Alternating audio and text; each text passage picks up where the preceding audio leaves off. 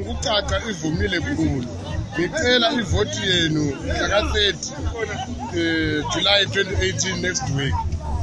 Engifuna ukulenzela khona abantu beNkulumane ukuthi ngiyazinikela ukubana lingithume ngilisebenzele. I am available ukuthi ngilincedise. Ngikhulele khona apha eNkulumane. Ngifuna ukuya eHouse of Assembly ngilimele njengo-MP wenu weNkulumane. Ngisakela iphathi okuthiwa i-MDC Alliance ekhokhelwa ngubaba uNelson Chamisa.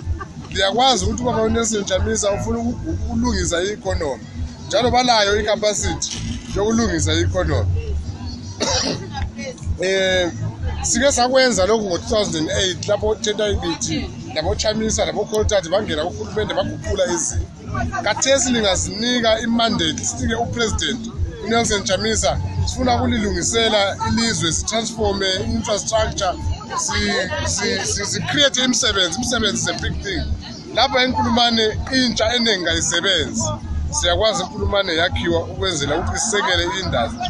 Abantu abahlala eNkulumane kumele basebenze. Ngaba ngabanye ngomunye wama experts abhale iconstitution yelizwe eZimbabwe. Njalo ngisebenze kuphathi kakhulu ngike ngaba ngu-provincial chairman we-MDC T. Kathesi ngu-vice president kaTenda Ibiti ku-PDP.